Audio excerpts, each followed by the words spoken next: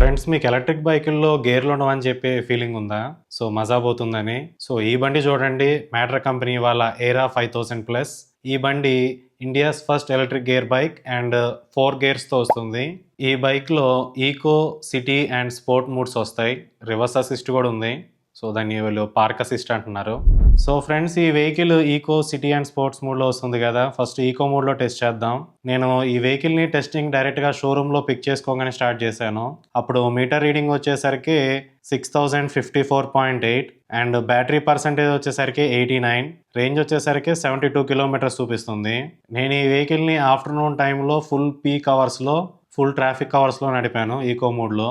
ఆ రోజైతే ఎండలు కూడా బాగా ఎక్కువగా ఉన్నాయి. నేను కూడా చాలా ఇబ్బంది పడ్డాను టెస్టింగ్ చేసేటప్పుడు. అండ్ ఈకో మోడ్ టెస్టింగ్ అయిపోయేసరికి 64% మిగిలి ఉంది బ్యాటరీలో. రేంజ్ యాక్చువల్లీ 102 కిలోమీటర్స్ ఇంకా చూపిస్తుంది. ఓడోమీటర్లో వచ్చేసరికి 6091.3 కిలోమీటర్స్. మనం డ్రైవ్ చేసింది ఎంత అంటే టోటల్ 38.5 కిలోమీటర్స్. రేంజ్ డిఫరెన్షియేషన్ అనేది 30 కిలోమీటర్స్ ప్లస్ చూపిస్తుంది యాక్చువల్లీ మనకి ఫస్ట్ చూపించినప్పుడు దాంతో పోల్చుకుంటే.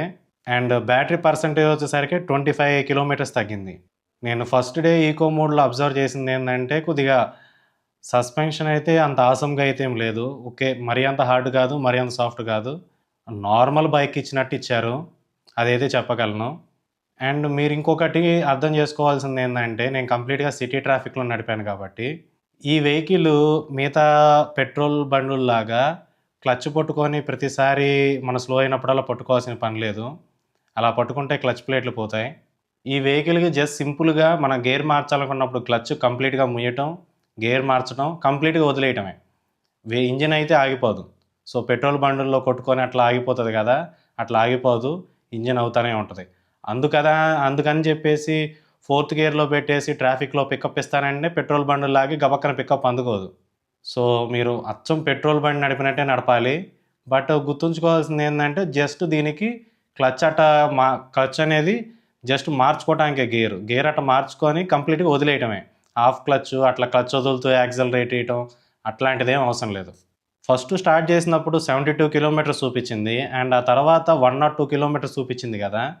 సో ఏంది 30 కిలోమీటర్లు పెరిగింది, నేను వచ్చిన దానికన్నా అక్కడ ఎక్కువ వచ్చేసింది అని చెప్పేసి షోరూమ్ వాళ్ళకి ఫోన్ చేశాను. ఫ్రెండ్స్, మీరు ఇప్పుడు దాకా మన ఛానల్ కనుక సబ్స్క్రైబ్ చేసుకోకపోతే సబ్స్క్రైబ్ చేసుకోండి. అండ్ నాకు కూడా మోటివేషన్గా ఉంటుంది ఇంకా మోర్ ఇన్ఫర్మేటివ్ వీడియోస్ చేయడానికి. వాళ్ళు నాకేం చెప్పారంటే, మీరు మంచి సిటీ ట్రాఫిక్లో ఈకో మోడ్లో వెళ్ళారు కదండి, సో దానివల్ల మీకు బ్యాటరీ రీజన్ అనేది బాగా వచ్చి ఇంకా రేంజ్ అనేది ఎక్కువ చూపిస్తుంది. సో ఈ వెహికల్ అనేది ఇంటెలిజెంట్గా మీరు డ్రైవింగ్ ప్యాటర్న్ ప్రకారం రేంజ్ అనేది చూపిస్తుందని చెప్పారు. డే 2 వచ్చేసరికి నేను 2 టైమ్స్ టెస్ట్ డ్రైవ్ చేశాను. ఎర్లీ మార్నింగ్ అరౌండ్ 4:30 ఆ టైంలో అలా. సో 2 పిలియన్ డ్రైవింగ్ అప్పుడు 100% ఉంది. 100%లో అప్పుడు నేను నిన్నలా ఈకో మోడ్లో డ్రైవ్ చేశాను కదా, నాకు స్టార్ట్ చేయగానే చూడంగానే 159 కిలోమీటర్స్ అనేది రేంజ్ చూపించింది. ఓడోమీటర్ రీడింగ్ వచ్చేసరికి 6101 అండ్ ఆ తర్వాత ఫస్ట్ టెస్టింగ్లో 30% అనేది తగ్గింది, 70% అనేది బ్యాటరీ రిమైనింగ్ అండ్ 91 కిలోమీటర్స్ ఇంకా వెళ్ళొచ్చు అని చెప్పి చూపిస్తుంది. సో డిఫరెన్స్ వచ్చేసరికి ఇక్కడ 68 కిలోమీటర్స్ డిఫరెన్స్ చూపించింది. అండ్ ఓడోమీటర్లో రీడింగ్ కనుక చూస్తే 6135.1. సో నేను ట్రావెల్ చేసింది ఎంత అంటే ఓన్లీ 34 కిలోమీటర్స్. సో ఇక్కడ 2 పిలియన్ మీద వెళ్ళటం వల్ల డబల్ కన్జ్యూమ్ అయింది. సో సిటీ మోడ్లో 1%కి 1 కిలోమీటర్ అని చెప్పుకోవచ్చు. నెక్స్ట్ డే 2లో సెకండ్ టెస్ట్, బ్యాటరీ పర్సెంటేజ్ వచ్చేసరికి 70% ఉంది. ఇది కంప్లీట్గా సింగిల్ అనమాట, సింగిల్గా వెళ్ళాను. రేంజ్ వచ్చేసరికి 91 కిలోమీటర్స్ అండ్ ఓడోమీటర్లో 6135.1 కిలోమీటర్స్ ఉంది. At the end of the test battery percentage అనేది 22 కిలోమీటర్స్ ఉంది అండ్ ఇంకా రేంజ్ అనేది ఎంత చూపిస్తుంది అంటే 29 కిలోమీటర్స్ అండ్ ఓడోమీటర్లో వచ్చేసరికి 1189.7. టోటల్ డ్రైవ్ చేసింది ఎంత అంటే 54.6 కిలోమీటర్స్. ఇక్కడ రీడింగ్ ప్రకారం డిఫరెన్స్ అయితే 62 కిలోమీటర్స్ చూపిస్తుంది. బ్యాటరీ కన్జంప్షన్ అయితే 48% కన్జంప్షన్ అయింది. సెకండ్ డేలో నేను కంప్లీట్గా సిటీ డ్రైవ్ అండ్ ఇద్దరు కలిసి కూడా వెళ్ళామని చెప్పా కదా. నేను అబ్జర్వ్ చేసింది ఏంటంటే, సెకండ్ పిల్లర్ ఉన్నప్పుడు సస్పెన్షన్ అనేది కొంచెం నార్మల్గా నడిపిందామే అని కొంచెం క్వాలిటీ బాగుండట్టు అనిపించింది. అంతేగాని ఇట్స్ నాట్ ఎక్స్ట్రాడినరీ, నార్మల్గా ఉంది. వెనకాల వెయిట్ కూర్చోవటం వల్ల కొంచెం ఇంకా కొంచెం little bit of more comfortable అనిపించింది. సో డే త్రీ నేను వెహికల్ రెట్నీ ట్యాంక్ వెళ్ళేటప్పుడు టెస్ట్ చేశాను. కంప్లీట్గా స్పోర్ట్స్ మోడ్లో. బ్యాటరీ పర్సెంటేజ్ వచ్చేసరికి 93%, రేంజ్ వచ్చేసరికి 95 కిలోమీటర్స్. నిన్నల్లా నేను సిటీ మోడ్లో డ్రైవ్ చేశాను కాబట్టి నాకు ఈరోజు స్పోర్ట్స్ మోడ్లో 95 కిలోమీటర్స్ చూపించింది. అండ్ మీటర్ రీడింగ్ వచ్చేసరికి 6191.3 కిలోమీటర్స్. టెస్టింగ్ అనేది కంప్లీట్ అయిపోయడానికి 76% అనేది ఉంది బ్యాటరీ. కన్జ్యూమ్ అయింది అయితే 17%. రేంజ్ వచ్చేసరికి ఇంకా 117 కిలోమీటర్స్ చూపిస్తుంది.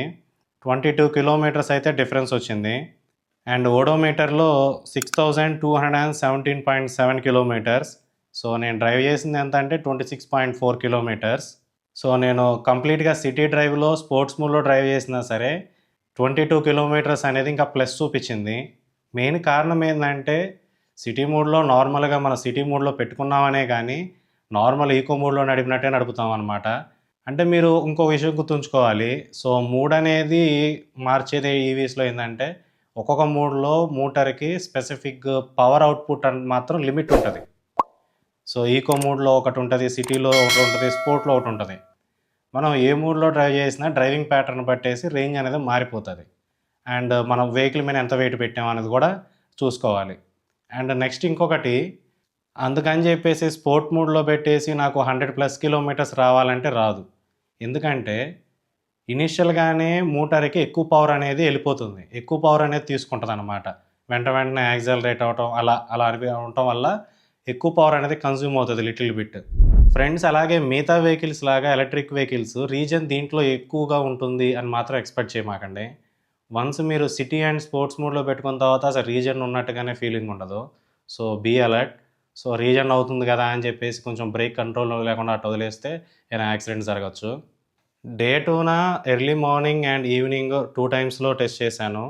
వెహికల్ లైటింగ్ అది కూడా చెక్ చేశాను. వెహికల్ లైటింగ్ అయితే it's okay, not the best.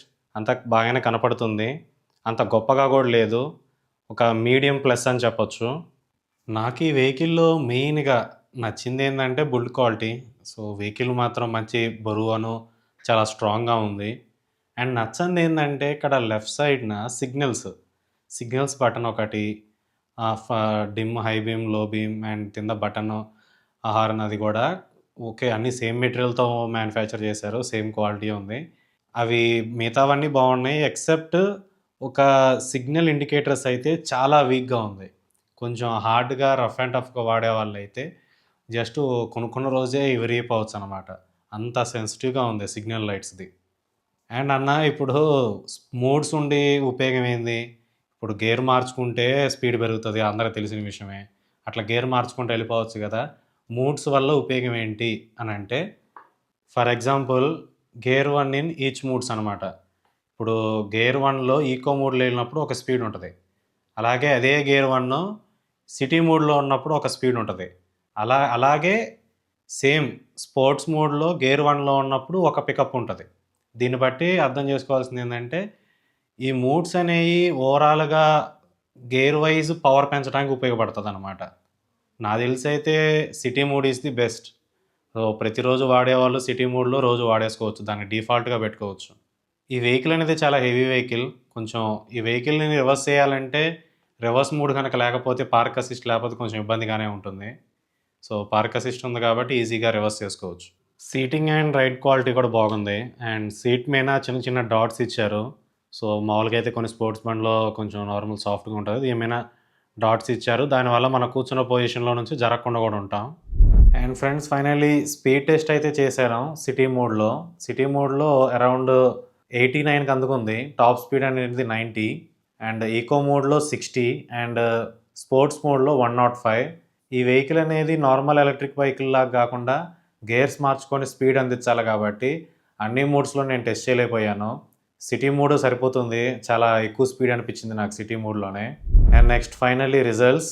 Eco మోడ్లో అయితే around 130 to 140 real world range అయితే ఇస్తుంది.